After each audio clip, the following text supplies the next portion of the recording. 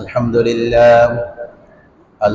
لله نحمده ونستعينه ونستغفره ونؤمن به ونتوكل عليه ونعوذ بالله من شرور أنفسنا ومن سيئات أعمالنا من يهد الله فلا مضل له ومن يضلله فلا هادي له ونشهد أن لا إله إلا الله وحده لا شريك له ونشهد أن سيدنا ومولانا محمدا عبده ورسوله أما بعد فقد قال الله تعالى في كلامه المجيد والفرقان الحميد أعوذ بالله من الشيطان الرجيم بسم الله الرحمن الرحيم فإذا قضيت الصلاة فانتشروا في الأرض وابتغوا ما كتب الله وابتغوا من فضل الله وقال تعالى في مواضع آخر وما من دابة إلا على الله رزقها وقال رسول الله صلى الله عليه وسلم طلب كسب حلال فريضة بعد الفريضة أو كما قال عليه الصلاة والسلام উপস্থিত সম্মানিত মুসল্লিয়ান ইকরাম ও ফাদ্দারাল মা ও বোনেরা, আসসালামু আলাইকুম ওয়া রাহমাতুল্লাহি ওয়া বারাকাতুহু। আমি আল্লাহ পাক তাবারক ওয়া তাআলা আল্লাহর কোটি শুকরিয়া জ্ঞাপন করেছি যে মহান রব্বুল আলামিন আমাদেরকে মুসলমান হওয়ার মতো দৌলত নসিব করেছেন, তাই দিল থেকে বলিনি আলহামদুলিল্লাহ। আমি আল্লাহ পাক তাবারক ওয়া তাআলার পবিত্র কালামুল জগতে দুইটি আয়াত তেলাওয়াত করেছি। রাসূল করিম সাল্লাল্লাহু আলাইহি ওয়াসাল্লামের অসংখ্য হাদিস থেকে একটি হাদিস তেলাওয়াত করেছি, যেখানে রিজিক সম্পর্কে আল্লাহ পাক আলোচনা করেছেন। পৃথিবীতে বিচরণকারী সকল জীব জন্তুর রিজিকের প্রয়োজন হয়। মানুষ, জিন, পশু পাখি, কীট পতঙ্গ থেকে নিয়ে সকল প্রাণীর রিজিকের প্রয়োজন হয়। এই রিজিক দ্বারাই মানুষ শক্তি সঞ্চয় করে, মানুষ সহ সকল প্রাণী শক্তি সঞ্চয় করে। রিজিকের দ্বারাই তার সকল জিনিসের, সকল বস্তুর, সকল প্রাণীর জীবন রক্ষা হয়। এই রিজিক দুই প্রকার। এক প্রকার হচ্ছে যেটা আল্লাহ পাকের হুকুম মতে উপার্জন করা হয় এবং আল্লাহ পাকের হুকুম মতেই সেটা ভক্ষণ করা হয়, এটা হচ্ছে হালাল রিজিক। দ্বিতীয় প্রকার হচ্ছে যে রিজিক উপার্জন করা হয় আল্লাহ পাকের হুকুমের বাইরে গিয়ে, এক কথা হারাম ভাবে, এবং সেটা ভক্ষণ করা হয়, সেটা হচ্ছে হারাম রিজিক। হালাল রিজিকের এই রিজিক আল্লাহ পাক রব্বুল আলামিন রিজিকের দায়িত্ব নিজের হাতে আর নিজেই নিয়েছেন। সকল প্রাণীর রিজিক পৌঁছানোর দায়িত্ব আল্লাহ পাক নিজের হাতে রেখেছেন। আল্লাহ পাককে কেউ রিজিকের দায়িত্ব আল্লাহ পাকের উপর অর্পণ করেন নাই। আসমান জমিন মহাবিশ্বের কারো শক্তি নাই যে আল্লাহ পাককে কিছু সাফাই দিবে। আল্লাহ পাক নিজেই দায়িত্ব নিয়েছেন রিজিকের। আর এই রিজিকের দায়িত্ব যথা নিয়মে আল্লাহ পাক রব্বুল আলামিন বান্দা বান্দি সহ জিন ইনসান সহ সকল প্রাণীর কাছে পৌঁছাইলেন। রিজিকের হালাল ভাবে যদি আমরা রিজিক তালাশ করি, রিজিক না পাই, না আসে, ধৈর্য ধারণ করলে আল্লাহ পাক ওই রিজিক পৌঁছাই দেন বান্দাকে। পৃথিবীর ইতিহাসে দেখলে দেখা যায় আল্লাহ পাক রব্বুল আলামিন মুসা আলাইহিস সালামের উম্মতকে 40 বছর আসমান থেকে খানা পাঠাইছেন। ঈসা আলাইহিস সালামের উম্মতের জন্য খাঁচা ভর্তি করে রুটি এবং ভুনা মাছ পাঠাইতেন, কিন্তু এটা আল্লাহ পাকের স্বাভাবিক নিয়ম না। আল্লাহ পাক এটার দ্বারা এটা করে আল্লাহ পাকের কুদরতকে জাহির করছেন, আল্লাহ পাকের শক্তিকে প্রকাশ করে দিয়েছেন যে আল্লাহ পাক যদি চায় আসমান থেকে খানা পৌঁছে দিতে পারেন, পাকানো খানা পৌঁছে দিতে পারেন, বুনা রুটি বুনা মাছ পৌঁছে দিতে পারেন। এটা আল্লাহ পাকের কুদরত জাহির করছেন, প্রকাশ করে দিয়েছেন জগৎবাসীর কাছে। এটা কিন্তু আল্লাহ পাকের নিয়ম না। আল্লাহ পাকের নিয়ম হচ্ছে আল্লাহ পাক রব্বুল আলামিন কোরআনের মধ্যে বলেন, ফাইজা কুজিয়াতিস সালাত ফান্তাশিরু ফিল আরদি ওয়াবতাগু মিন ফাদলিল্লাহ। তোমরা যখন আমার হুকুম নামাজ আদায় করবে, অন্যান্য হুকুম আদায় করবে, আমার অনুগ্রহ তালাশের জন্য তোমরা জমিনে ছড়াই যাও, তোমরা জমিনে বিচরণ করো।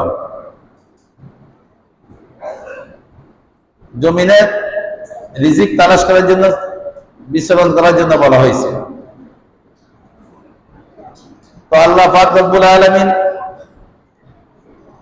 সকলের জন্য রিজিকের ব্যবস্থা করে রেখেছেন এবং রিজিক তালাশ করার জন্য আল্লাহ পাক নির্দেশ দিয়েছেন।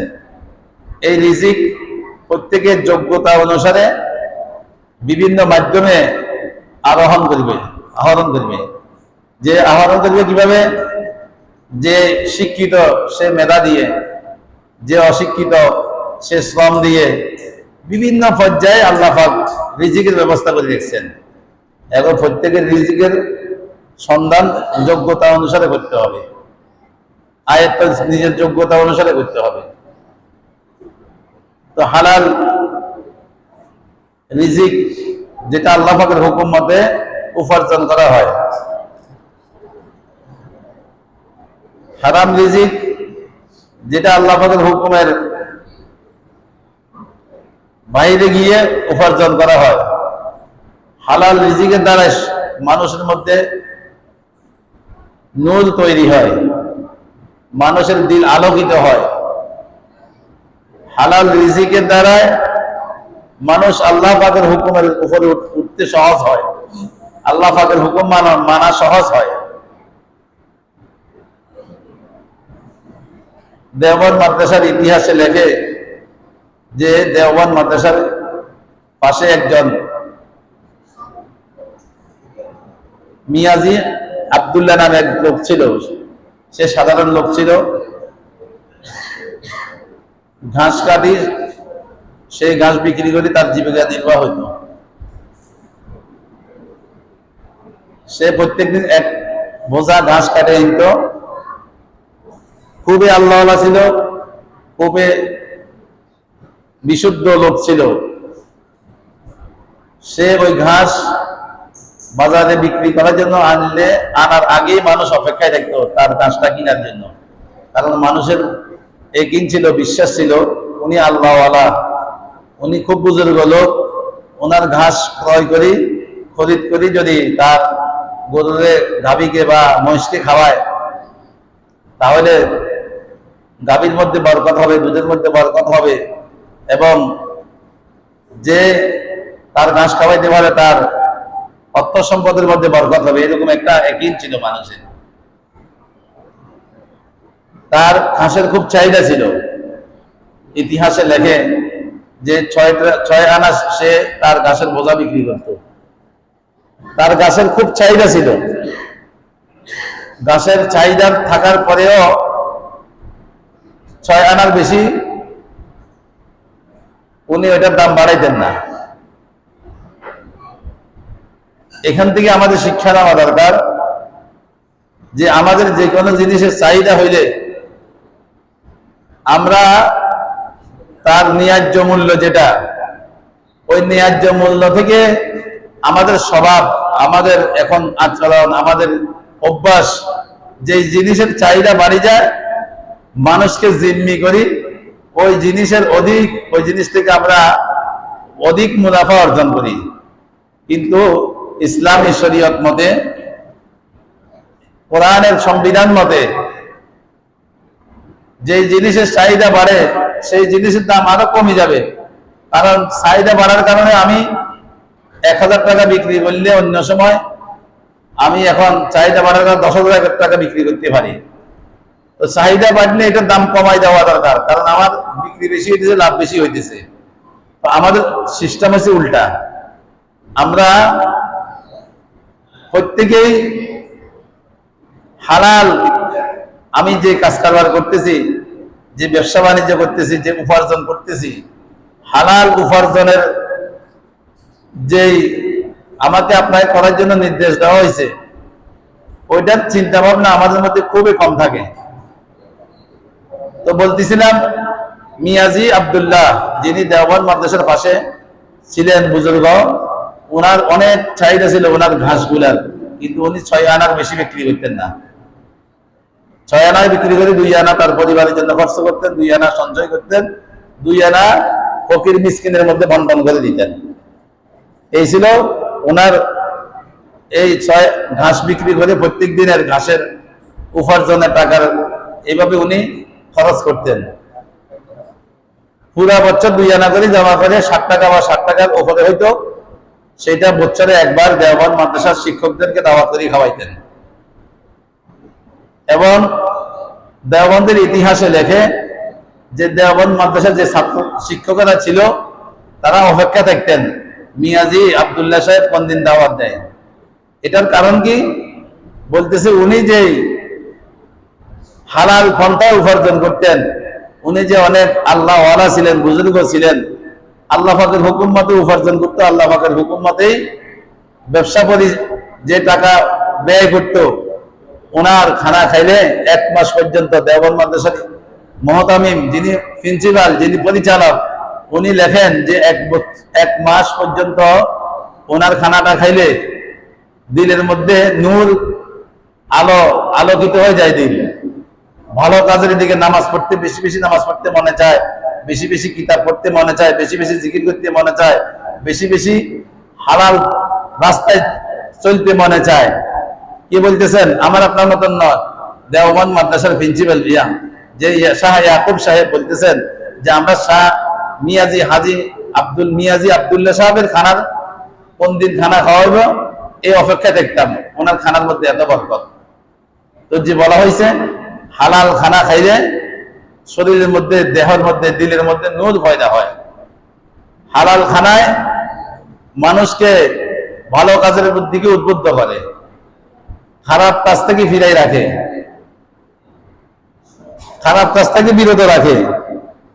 এই জন্য আমরা আমাদের যে রিজিকের ব্যবস্থায়, ওমা মিন দাব্বাতিন ইল্লা আলাল্লাহি রিজকুহা, পৃথিবীতে এরকম কোন প্রাণী নাই যার রিজিকের ব্যবস্থা আল্লাহ পাক করেন নাই, যার রিজিকের দায়িত্ব আল্লাহ পাক নেন নাই।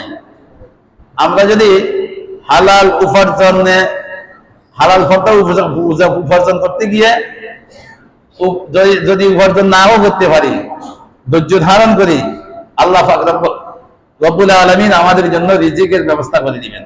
এখন প্রশ্ন হইতে পারে যে অনেকজন তো রিজিকের অভাবে দুনিয়া থেকে বিদায় নেয়, খিদার কারণে, রিজিকের অভাবে অনেকজন মারা যায়। এটার এই প্রশ্নের উত্তর কি? এই প্রশ্ন অনেক উত্তর দিয়েছেন ওলামায়ে কেরাম। এই ওমা মিন দাব্বাতিন ইল্লা আলাল্লাহি রিজকুহা, এই তো আয়াতের তাফসীরে ওলামায়ে কেরাম, মুফাসসিরিনে কেরাম বলতেছেন যে যারা রিজিকের দ্বারা, রিজিকের অভাবে মারা যায়, আমরা যেটা দেখতেছি, আসলে আল্লাহ পাক রব্বুল আলামিন প্রত্যেক প্রাণীর তার যার যে পরিমাণ হায়াত আছে, যতদিন হায়াত আছে ততদিন তার রিজিক আল্লাহ পাক পৌঁছাবে, এটা আল্লাহ পাকের ওয়াদা, এবং এটার মধ্যে কোনো সন্দেহ নাই। এখন মানুষ যখন নাকি হায়াত ফুরাই যায়, ওই মানুষ হায়াত ফুরানোর আগে 1 মিনিট আগেও তার মৃত্যু হয় না, আর হায়াত ফুরাই যাওয়ার পরে 1 মিনিটও সে বাঁচি দেখতে পারে না। এখন মানুষের যখন হায়াত শেষ হয়ে যায়, ইজা জা আজালুহুম লা ইস্তাখিরুনা সাআতা ওয়া লা ইস্তাকদিমুন, আল্লাহ পাক কোরআনে বলেন, যখন মানুষের সময় আসি যায় দুনিয়া থেকে যাওয়ার, তখন তার এক সেকেন্ড, এক মুহূর্ত তাকে সুযোগ দেওয়া হয় না। এখন যখন মানুষের সময় শেষ হয়ে যায়, ওমা মিন দাব্বাতিন ইল্লা আলা আল্লাহি রিজকুহা, আয়াতের তাফসীরের মুফাসসিরিন কেরাম লেখেন যে যখন মানুষ যাওয়ার সময় হয়ে যায়, তখন তাকে স্ট্রোকের নামে রোগ দিয়ে দুনিয়া থেকে নেয়। তাকে বিভিন্ন রোগ বেঁধে দিয়ে, এক রোগ বেঁধির উসিলায় তাকে দুনিয়া থেকে নেয়। কাউকে অ্যাক্সিডেন্টের উসিলায় নেয়, কাউকে পানিতে ডুবাই, পানির মাধ্যমে তাকে দুনিয়া থেকে নেয়, কাউকে আগুনের ফুড়ায়, কেউ আগুনের ফুড়ি উসিলা দিয়ে দুনিয়া থেকে যায়। এরকম বিভিন্ন উসিলা আল্লাহ পাক রব্বুল আলামিন যারা দুনিয়াতে আছে, যাদের প্রাণ আছে, তাদেরকে আল্লাহ পাক দুনিয়া থেকে তাদের হায়াত শেষ হয়ে যাওয়ার কারণে বিভিন্ন উসিলা নেয়। সেই উসিলার মধ্যে একটা উসিলা হচ্ছে ক্ষুধা। যখন কোনো মানুষের দুনিয়া থেকে যাওয়ার সময় হয়, তার রিজিক যেটা তার বন্টনে ছিল, তার ওই রিজিক বন্ধ হয়ে যায় এবং তার নির্দিষ্ট সময় তার মৃত্যু হয়ে যায়। সুতরাং কোনো ব্যক্তি যদি না খায় মারা যায়, তার ওইভাবেই মৃত্যু ছিল নির্ধারিত, যে সে এই নির্দিষ্ট সময় মারা যাবে। তার মৃত্যুটা ওই কারো, কেউ আগুনে পড়ে মারা যায়, কেউ পানিতে পড়ে মারা যায়, কেউ অ্যাক্সিডেন্টে মারা যায়। তার মৃত্যুটা ছিল না খায় মারা যাওয়া, ক্ষুধার্ত অবস্থায় মারা যাওয়া। কিন্তু আল্লাহ পাক রব্বুল আলামিন যতদিন তার হায়াত রাখছেন, ততদিন তার খানা পৌঁছায় দিবেন, এটা আল্লাহ পাকের ওয়াদা। তো এই জন্য আল্লাহ পাক রব্বুল আলামিন সকল প্রাণীকেই খাদ্য গ্রহণ করতে হয়। এই খাদ্য গ্রহণ করার জন্য আল্লাহ পাক রব্বুল আলামিন হালাল তরিকা বাতলাই দিয়েছেন বন্দাকে, বন্দাকে হারাম তরিকাও বলে দিয়েছেন, সতর্ক করে দিয়েছেন। দোনো তরিকায় বন্দা উপার্জন করতে পারে, দোনো তরিকায় উপার্জন করার ক্ষমতা আল্লাহ পাক দিয়েছেন। কারণ দুনিয়া এটা হচ্ছে পরীক্ষার জায়গা, ভালো খারাপ দোনোটা করার সুযোগ দিয়েছেন। পৃথিবীর সবচেয়ে, পৃথিবীতে পরকালে কি প্রশ্ন করা হবে সেটা আল্লাহ পাক প্রশ্ন এবং উত্তর প্রকাশ করে দিয়েছেন। একমাত্র আল্লাহ পাক পরকালের প্রশ্ন এবং প্রশ্নের উত্তর আউট করে দিয়েছেন। কিন্তু দুনিয়ার পরীক্ষার প্রশ্ন আউট হইলে কত দেখেন না, কত কেলেঙ্কারি এখন প্রশ্ন আউট করছে। এদেরকে নিয়ে কত লেখালেখি, কত আপনার সেমিনার, কত আলোচনা, কত সমালোচনা। কিন্তু দুনিয়ার পরীক্ষার প্রশ্ন আউট হইলে এটা আউট হওয়া যায় না। আউট হইলে এটা নিয়ে সমালোচনা, এটা নিয়ে লেখালেখি, এটা নিয়ে কত দলাদলি, কত কিছু, কত ফিকশন। কিন্তু আল্লাহ পাক পরকালে প্রশ্ন আউট করে দিয়েছেন, উত্তরও দিয়েছেন। কিন্তু আফসোস, আমরা ইমানদাররা পরকালে প্রশ্নগুলা জানিও, প্রশ্নগুলোর উত্তর দেওয়ার জন্য যে পরিমাণ আমাদের যে প্রস্তুতি নেওয়া দরকার, যে পরিমাণ সতর্ক হওয়া দরকার, যে পরিমাণ আমাকে আপনাকে মেহনত করা দরকার, ওই পরিমাণ মেহনত, ওই পরিমাণ সতর্কতা আমাদের মধ্যে নাই, আমাদের মধ্যে নাই। এই জন্য পরকালে প্রশ্নগুলো আউট করে দিয়েছেন। কেন দিচ্ছেন আউট করে? প্রশ্ন আউট করে দিয়েছেন, উত্তরও আউট করে দিয়েছেন, ফলাফলও আউট করে দিয়েছেন। আল্লাহ পাক প্রকাশ করে দিয়েছেন। আল্লাহ পাক বান্দা বানাইছেন, আল্লাহ পাক বান্দাকে সৃষ্টি করছেন, বান্দাকে বানাইছেন। আল্লাহ পাক চান না একটা বান্দাও বিপদগামী হোক।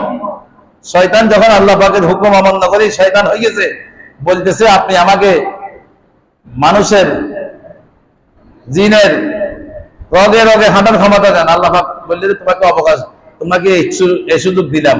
বলতেছে আমাকে কিয়ামত পর্যন্ত অবকাশ দেন, হায়াত বাড়াই দেন। বলে সেটাও দিলাম।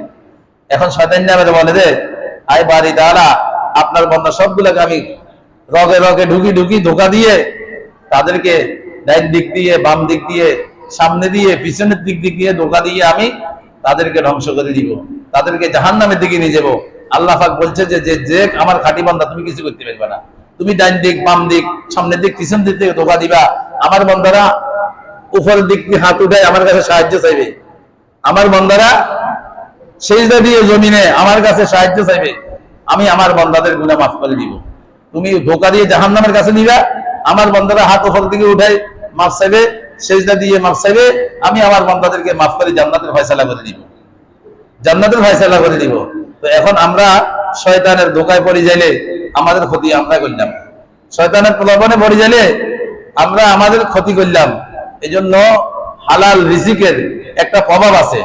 হালাল রিজিকের দ্বারা নূর পয়দা হয়।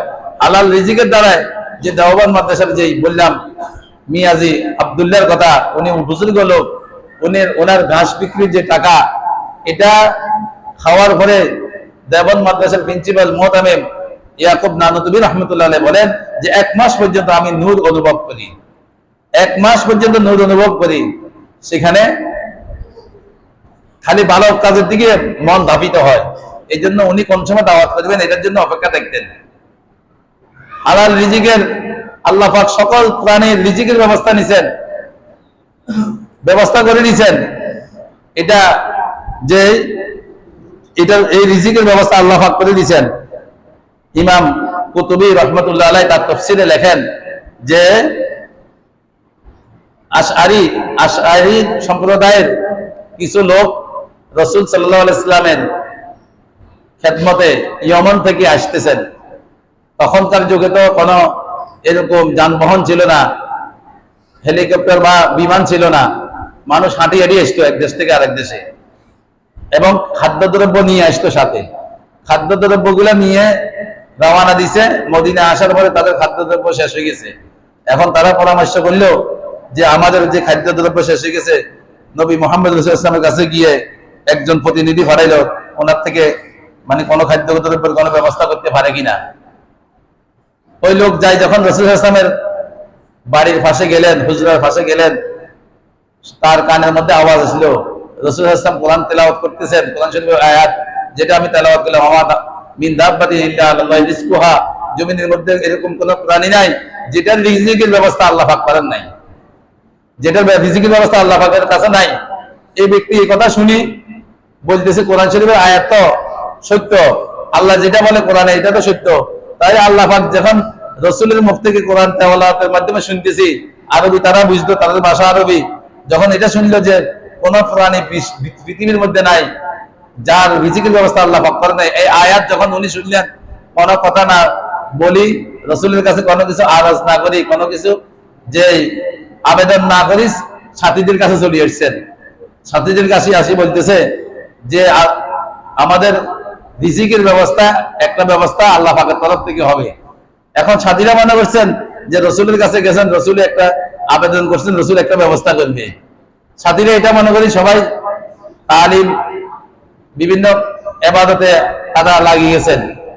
এখন দেখা যাচ্ছে যে দীর্ঘ সময় পরে এটা রাসূলের যুগের কথা, যে রাসূল হাদিসের মধ্যে আছে যে যখন নাকি দেখবেন কিছুক্ষণ পরে এরকম গোশত ভুনা এরকম এবং কি পোলাও রাধি এরকম